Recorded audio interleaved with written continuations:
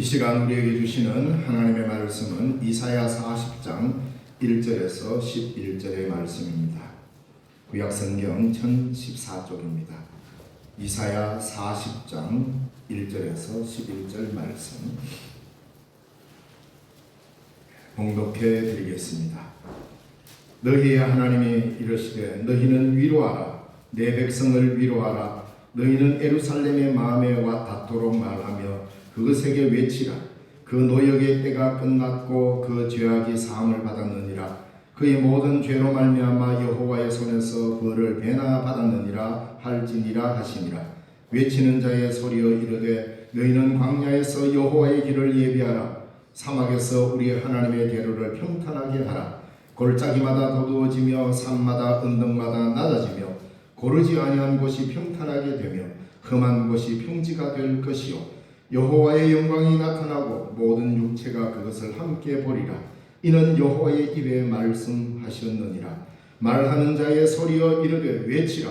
대답하되 내가 무엇이라 외치리까 하니 이르되 모든 육체는 풀이요 그의 모든 아름다움은 들의 꽃과 같으니 풀은 마르고 꽃이 시듬은 여호와의 기운이 그 위에 불미라. 이 백성은 실로 풀이로다. 풀은 마르고 꽃은 시드나 우리 하나님의 말씀은 영원히 서리라 하라. 아름다운 소식을 시온에 전하는 자여 너는 높은 산에 오르라. 아름다운 소식을 예루살렘에 전하는 자여 너는 힘써 소리를 높이라.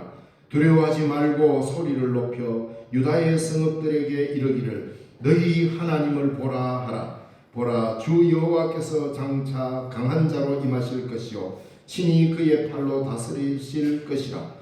보라, 상급이 그에게 있고 보응이 그의 앞에 있으며 그는 목자같이 양떼를 먹이시며 어린 양을 그 팔로 모아 품에 안으시며 젖먹이들은 암컷들을 온순히 인도하시리로다. 아멘. 찬양대에서 찬양을 하나님께 영광 돌리겠습니다.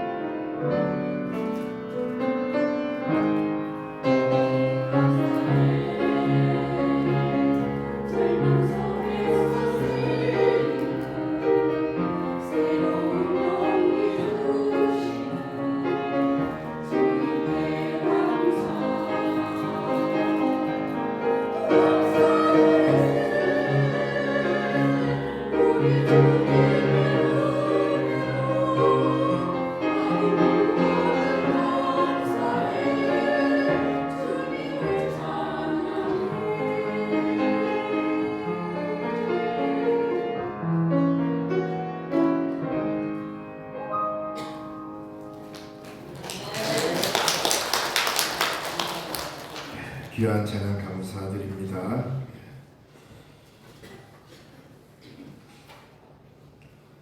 오늘 본문을 읽어보면 1절에서부터 너희 하나님이 이르시되 너희는 위로하라 내 백성을 위로하라 라는 명령으로 시작됩니다. 우리가 무엇으로 위로할 수 있을까?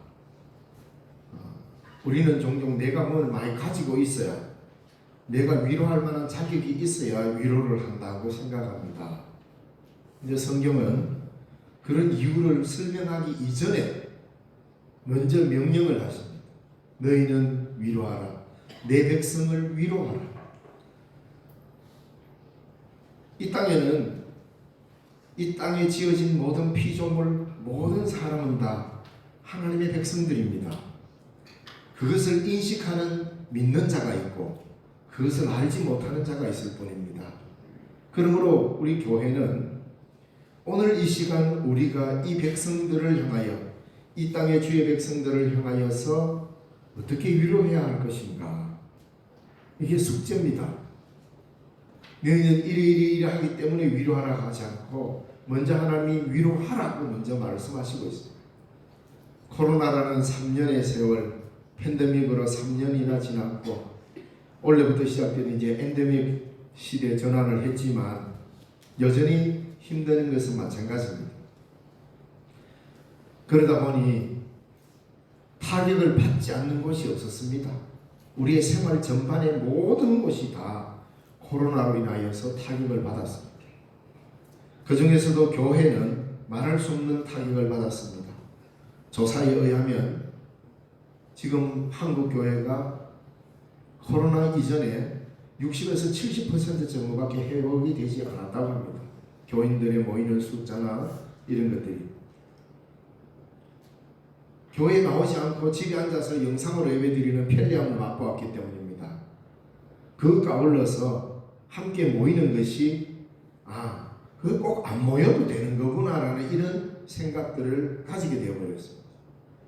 그러다 보니 도시의 교회는 60-70%의 자리에만 머물러 있고 특히 개척교회나 규모가 작은 교회는 생존을 걱정해야 할 만큼 위기 가운데 빠져 있습니다. 그래서 제가 아는 목사님들 중에서도 생존의 문제 때문에 목회 하나만 가지고는 도저히 살 수가 없어서 택배하시는 분도 있고 심야에 대리운전 하시는 분들도 있고 참 많습니다. 참 마음이 아픕니다. 그러다 보니 이게 목회도 잘 안 되고 사업도 잘 안 되는 거죠. 이게. 그래서 탈진해서 살 의욕마저 잃어버리는 그런 많은 사람들이 우리 주위에 있습니다. 꼭 뭐 목회뿐이겠습니까? 사업을 하다가 오랜만에 큰 맘 먹고 목돈을 마련해서 사업을 시작했는데 코로나로 인해 가지고 이 모든 게 물거품이 된 사람들 우리 주위에 참 많습니다. 그리고 코로나19와 함께 대학교나 학교 입학했던 대학생들은 단 한 번도 동아리 활동이나 친구들과 만나서 즐겁게 노는 이러한 문화를 경험하지 못하고 대학을 졸업해버리니까 대학이 뭔지를 모르고 졸업하는 세대가 생겼습니다. 자, 이 세대들이 사회에 나오니까 이것 또한 문제가 생기기 시작합니다. 하나 둘씩 함께 있는, 함께 살아가는 방법을 잃어버리고 서로 거리 두는 것에만 익숙해져 있다 보니 이렇게 고독하게 혼자 살아요. 이게 대학교 들어가서 함께 살다 보니 많은 친구들을 사귀지 못하고 사람과 사람이 피부를 맞대고 얼굴을 맞대고 그렇게 살면서 함께 살아가는 공존의 법을 터득하지 못하다 보니까 이 대학교를 졸업하고도 내가 대학교를 다녔는지 안 다녔는지를 모르는 이런 일을 경험했습니다. 자, 이런 가운데 이런 시기에 우리가 대림절 둘째 주일을 맞이하면서 하나님은 너희는 위로해라. 내 백성을 위로해라. 교회도 있는데 뭔 위로할 힘이 있습니까? 이게 우리의 생각이죠. 하나님 한국 교회도 지금 이 모양인데 교회가 위로를 받아야 되는데 뭘 위로합니까? 라고 말할 수 있을 것입니다. 그러나 오늘 말씀을 읽어보면 놀랍습니다. 우리는 하나님의 위로를 전해야 될 사람입니다. 이사야 40장 이 말씀이 주어질 때 그 상황이 어땠습니까? 정말 말할 수 없는 형편입니다. 말 그대로 오늘 우리가 코로나를 경험한 것보다는 훨씬 더 지독한 상황에 빠져 있는 게 지금 이스라엘 백성들입니다. 왜? 바벨론이 지금 포로가 되어가지고 나라도 없고 민족의 정체성도 버려버렸고 그토록 사모하던 하나님께 예배드릴 수도 없고 그저 강제 노역과 멸시와 천대를 당하면서 손가락질 받으면서 그렇게 살고 있었습니다. 바벨론에서. 근데 그 백성들에게 너희는 이 백성을 위로하러 가니까 위로의 주체가 되지를 못합니다. 위로를 받아야 될 사람인데 아직도 포로 생활이 끝나지 않고 막막한 시대입니다. 정신적인 중심지였던 예루살렘은 폐허가 된 채로 그대로 있고 그들의 신앙의 중심지였던 예루살렘 성전은 허물어져서 복구될 생각도 하지 못하고 있고 성전이 무너지고 성읍이 무너지고 고향 땅 예루살렘은 폐허가 된 채로 그대로 있는데 먼 예루살렘을 들면서 위로를 한단 말입니까? 그러니까 인간적으로 생각하면 하나님 말도 안 되는 일을 우리한테 시킵니까? 라고 말할 수 있는 거죠. 그 상황이 오늘 우리가 코로나를 경험하고 지금도 여전히 엔데믹 시대를 살아가는 우리들이 과연 이 시대의 하나님의 백성들을 위로할 수 있을까? 시편 137편 시편을 읽어보면 바벨론 강변에서 그들이 시온을 노래하며 울었도다 그랬습니다. 그들의 수금을 가지 버드나무 가지에 걸어놓고 울었다. 이건 그냥 기분 좋게 부르다 노래가 아니에요.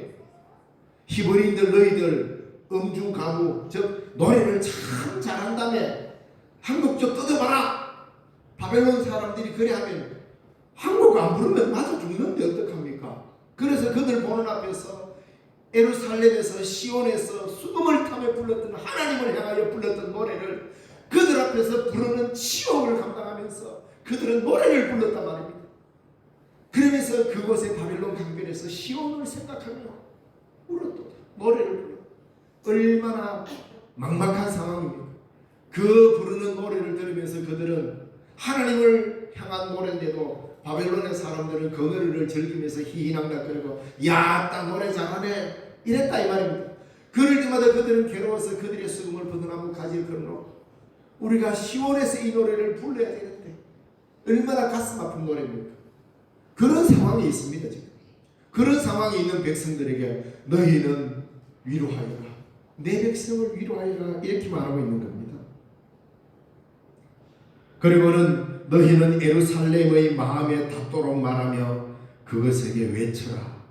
절망의 어두운 터널은 아직 끝날 줄도 모르는데 그 상황에서 너희 하나님이 이르시되 너희는 위로하라, 내 백성을 위로하라. 너희는 예루살렘의 마음에 닿도록 말하며 그것에게 외치라. 그 노역의 때가 끝났고 이 포로의 생활은 이제 다 했다. 끝날 때가 됐다. 위로하라. 놀라운 희망을 이야기합니다. 사실 현실은 우리 앞에 가깝습니다. 하나님의 말씀은 우리에게 너무 멀리 떨어져 있습니다. 우리가 하나님을 믿는다, 예수님을 믿는다 이렇게 말하기는 쉽지만 실제로 현실에서는 그 말씀을 그대로 받아들이기가 쉽지 않죠. 전능하신 하나님을 믿습니다 말을 해놓고 뒤돌았으면 그걸 받아들이고 전적으로 신뢰하기가 어려운 게 우리 현실 아닙니까? 이게 우리가 살아가는 갈등입니다. 하나님을 믿기는 믿는데 전적으로 신뢰한다고 고백은 했는데 삶에서는 현실이 더 가까워 계산이 먼저 됩니다. 하나님의 말씀에 대한 신뢰보다도 인간적 계산이 훨씬 빨리 이루어집니다. 위로하라 라는 전능하신 하나님이 우리에게 의탁을 하는데 우리는 아이고 하나님 가능한지 안 하는지 잘 살피고 이야기하겠소. 이게 우리 현실 아닙니까? 그래서 우리는 믿음보다 가능성을 먼저 따지는 게 인간입니다.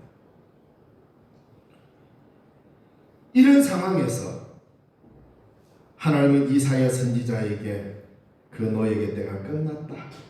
그 죄악이 사함을 받았느니라. 그의 모든 죄로 말미암아 여호와의 손에서 벌을 배나 받았다. 받아들이는 사람도 전하는 사람도 사실 믿기 어려운 상황입니다.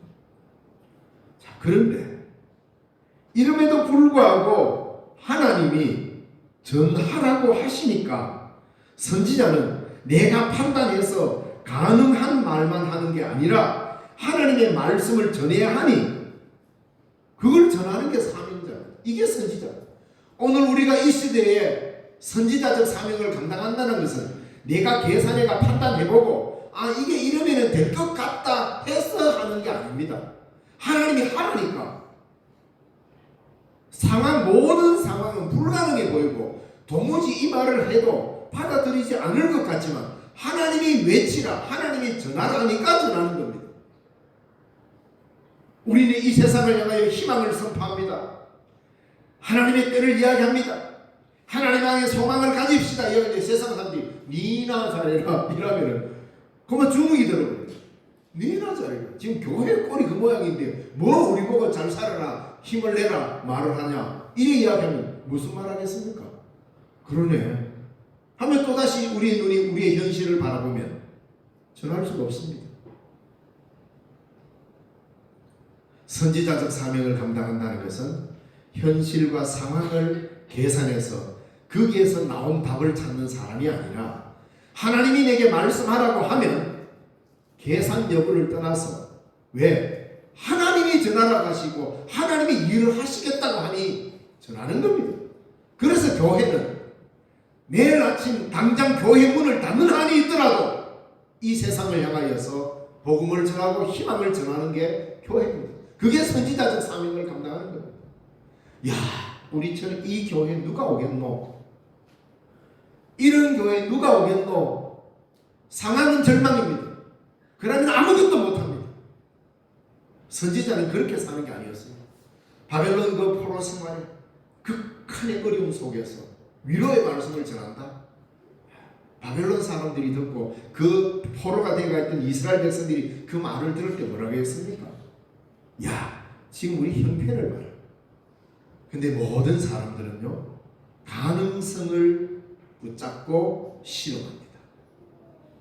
이게 가능할까 안 할까를 먼저 계산합니다.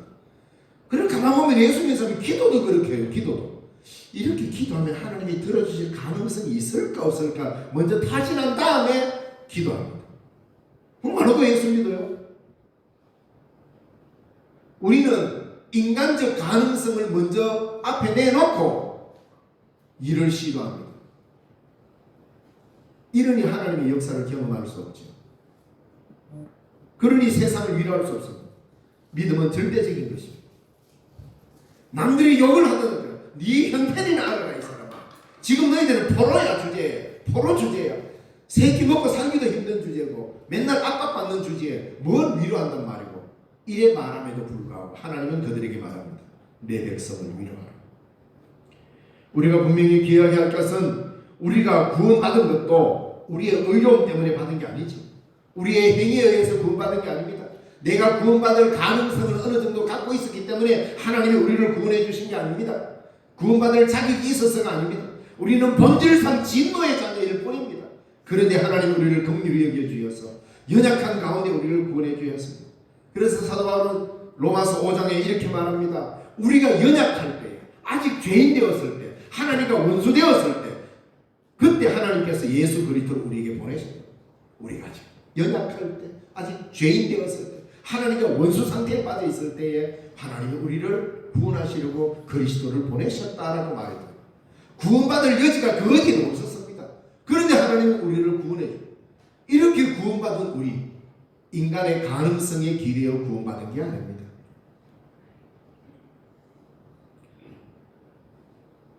그리고 로마서 8장 12절에서 어찌 그 아들과 함께 모든 것을 우리에게 주시지 아니하겠느냐라고 말씀하십니다.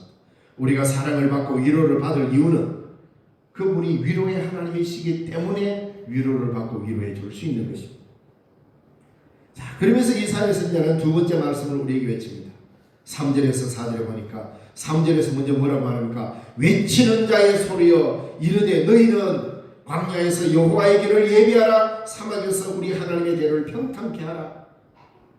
골짜기가 도두어지며 산마다 언덕마다 낮아지며 고르지 않은 곳이 평탄하게 되며 험한 곳이 평지가 될 것이요 여호와의 영광이 나타나고 모든 육체가 그것을 함께 보리라. 이는 여호와의 입이 말씀하셨느니라 라고 너희는 외치라. 이렇게. 그래서 외치는 자의 소리여 너희는 이렇게 외치라.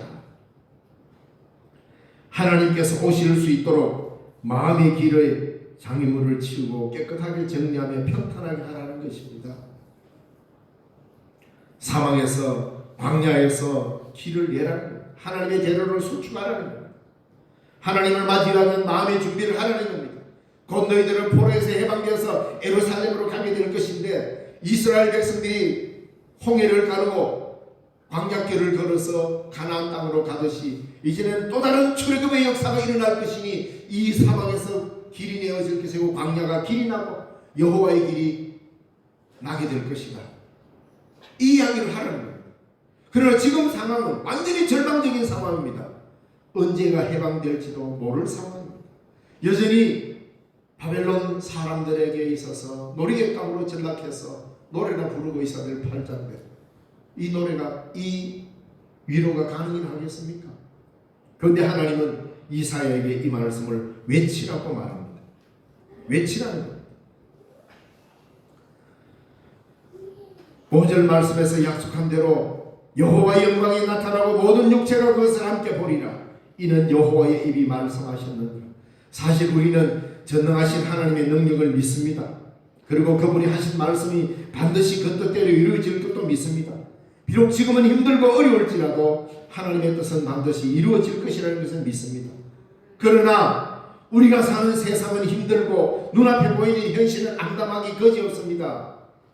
직접 피부로 느끼는 현실은 우리의 믿음까지도 뒤흔들고 있습니다. 하나님의 말씀을 붙들고 용기를 내서 한번 살아보겠다고 힘을 바짝 내보지만 막상 눈앞에 보이는 바벨론과 그 같이 강력한 세상의 권력이 우리 앞에 닥쳐오면 과연 하나님의 뜻이 이루어질까 회의도 들 때가 있습니다. 하나님의 말씀을 믿는다고 고백했지만 하나님의 말씀과 현실 사이에서 우리의 믿음은 갈대처럼 흔들리기도 합니다.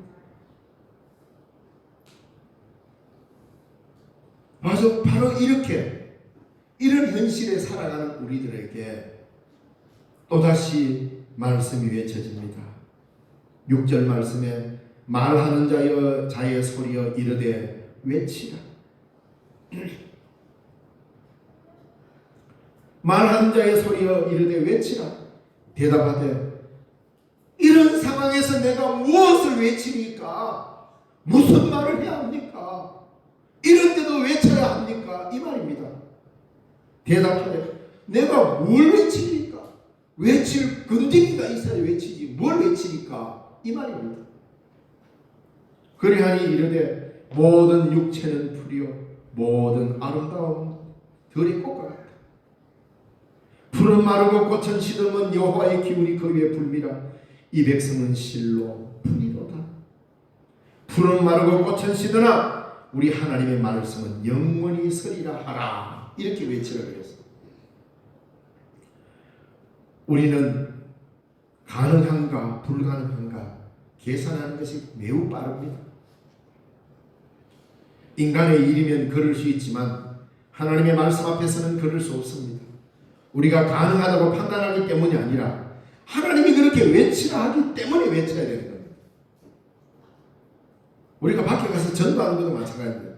이렇게 전도하면 사람이 많이 올까? 이렇게 하면 사람이 알아들을까? 올까? 우리는 자꾸 가능성을 생각하고 합니다. 그런데 그거는 생각할 얘기가 먼저 해야 될 일이 있습니다. 먼저 나가서 외쳐야 돼요. 먼저 전해야 하는 겁니다. 그 뒷일을 하나님께 좀 맡겨주세요. 자꾸 가능성을 이야기합니다.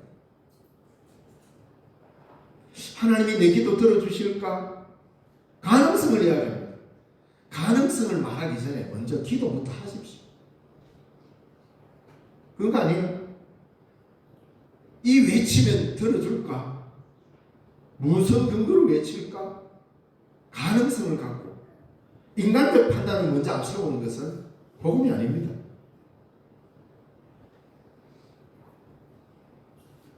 하나님의 말씀이기 때문에 선포해야 되고 우리의 삶이 하나님 앞에서 살기 때문에 기도해야 되고 그럴 거 아니에요. 현실적으로는 도저히 이루어지지 않을 것 같아도 말씀하신 분이 하나님이시고 우리의 기도를 들으시는 분이 하나님이시기 때문에 기도하고 선포하는 겁니다. 그거 아니에요. 이게 하나님의 백성의 일입니다.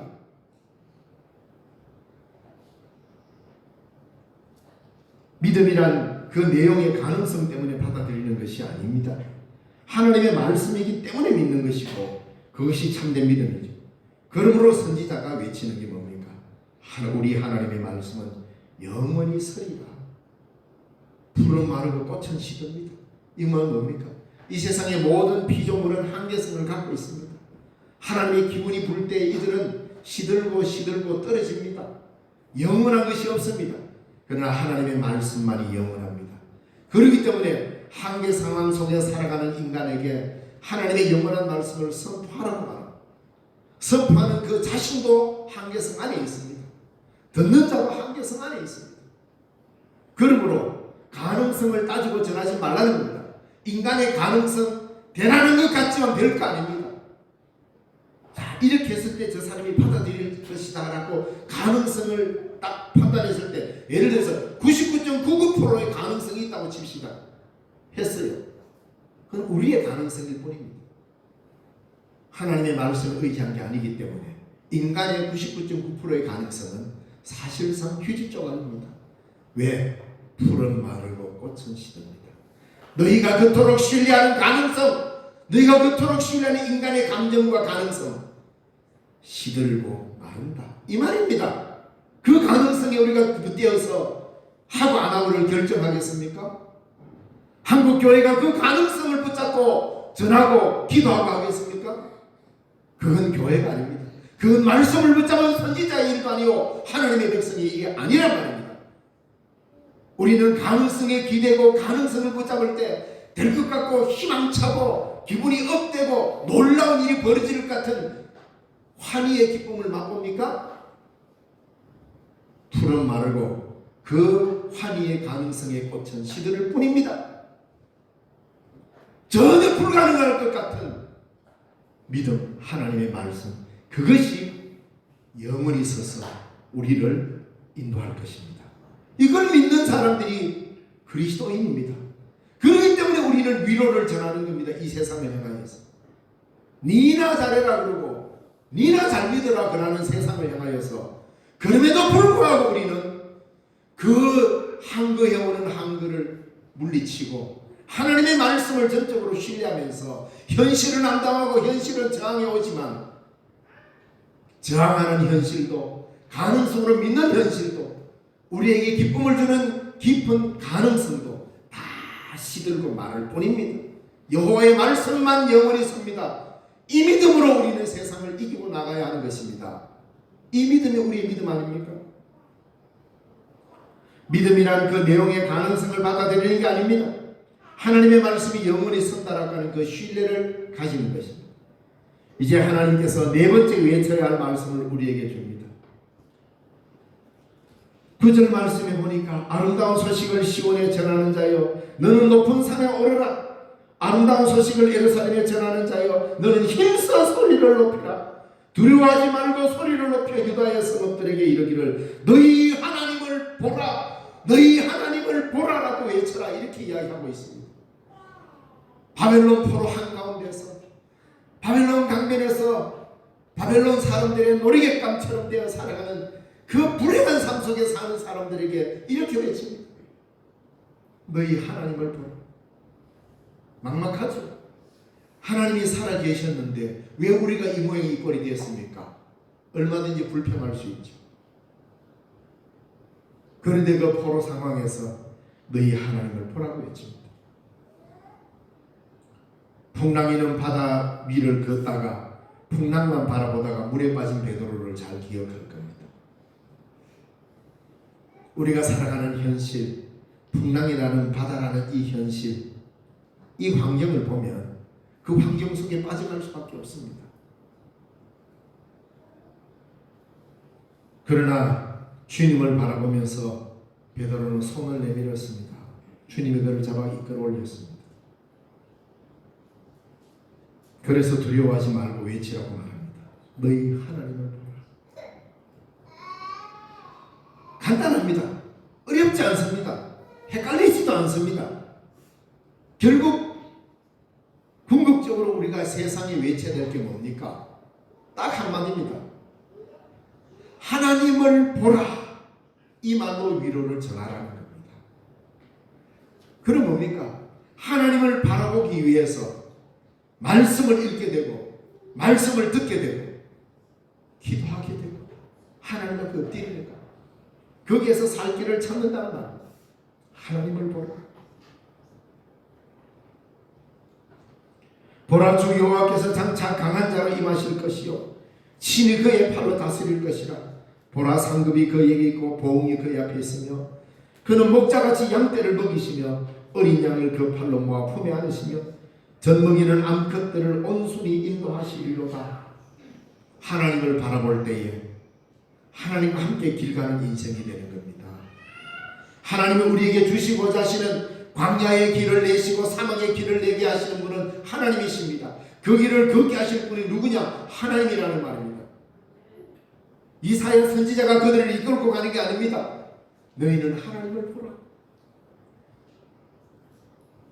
오늘 우리 사회에 우리가 하나님을 바라보지도 않으면서 하나님을 바라보라고 이야기를 했습니까? 그래서 이사야 선지자가 그 어려운 가운데서 여기서 우리가 바라볼 분은 우리의 현실이 아니라 내 눈에 정확하게 보이는 이 현실이 아니라 눈에 보이지 않는 것 같지만 살아계신 하나님을 바라보라고. 이게 믿음이라고. 눈에 보이는 게 진짜 같은데 그건 다 시들고 마를 뿐이다. 하나님이 영원하시다. 그분을 바라보라고. 이 말로 위로하라는 겁니다. 이거는 확고한 신앙이 없으면 이 외침을 외칠 수가 없습니다. 우리의 상황은 막막하고 아득하지만 아득한 것도 마르고 시들고 우리를 지배하는 바벨론의 폭력적이고 권력, 온 세계, 온 제국을 휩쓰는 이 권력도 결국은 풀이요 꽃이요 시들 뿐이고 너희들이 바라보는 가능성도 결국은 시들고 마를 뿐이고 너희들이 그렇게 의지하는 그 좋은 것도 인생의 아름다운 것도 다 마르고 시든다는 겁니다. 결국 하나님의 말씀만 영원히 설 것이니 하나님만 바라보라는 겁니다. 이게 신앙입니다. 신앙은 우리의 시선을 방향 잡는 겁니다. 세상에 휘황찬란한 것, 믿을 만한 것들을 향하여 우리의 눈길이 머무는 것이 아니라 그 혹독한 환경 속에서 아니면 반대로 희희낙낙거리며 살기 좋은 세상 한가운데서도 하나님만 붙잡고 하나님만 바라볼 때에 거기에서 위로를 얻게 될 것이고 하나님의 교회는 바로 그 하나님만 보라고 외치는 장소가 되어야 세상에 위로를 전해줄 수 있습니다. 대림절은 장차 강한 자로 임하실 우리 예수님을 바라보는 절기입니다. 파도가 일렁이는 바다를 바라보던 눈을 주께로 고정하고 주님을 기다리는 절기입니다. 소망은 바로 주님으로부터 임하기 때문입니다. 이 땅에 오시는 다시 오실 영원한 소망의 주님을 우리는 간절히 기다려야 합니다. 이 절기는 기다림의 절기. 기독교는 언제나 기다림으로써 임재하시는 분과 함께 살아갑니다. 이 땅에 임재하셨던 예수 그리스도, 그리고 언제나 우리 가운데 임재하시는, 현재적으로 임재하시는 그리스도, 어디에? 말씀과 성찬에 임재하시는 그리스도, 그리고 이 땅에 임재하실 그리스도, 재림의 주. 이거 믿는 분들 아니에요. 이것이 기독교 역사입니다. 우리가 기대해야 될 소망이 여기 있습니다. 이 땅에 오신 분, 임재해 주신 분과 언제나 우리 가운데 임재하시는 분과 다시 이 땅에 제 이름으로 임재하실 분, 그분을 신뢰하며 그분만 바라보고 걸어가는 길이 신앙의 길입니다. 그분을 간절히 기다리면서 나아가는 절기가 대림절입니다. 오시는 영원한 소망의 주님을 잠잠히 바로 그 하나님을 묵묵히 바라보며 살아가는 여러분 되기를 바랍니다. 기도하겠습니다. 살아계신 하나님 아버지, 은혜를 감사합니다. 세상에는 여러 가능성들로 우리를 유혹합니다. 화려한 것들로 유혹합니다. 멋진 것들로 유혹합니다. 때로는 우리를 절망하게 만듭니다. 폭력과 권력과 억압이, 때로는 절망과 허무가 우리를 억누르고 우리로 하여금 뒤돌아서게 만듭니다. 우리를 희망을 가지게 하는 가능성이든지 절망을 오게 하던 여러 가지 허무든지 이 모든 것은 곧 사라질 풀이요 꽃인 것을 우리가 압니다. 오직 하나님의 말씀은 영원한 줄 믿고 하나님만 바라보는 우리의 인생길이 되게 하여 주시고 이 대림절에 이 땅에 임하실 주님을 간절히 바라는 신앙의 길이 되도록 이끌어 주옵소서. 예수님 이름으로 기도드려옵나이다. 아멘.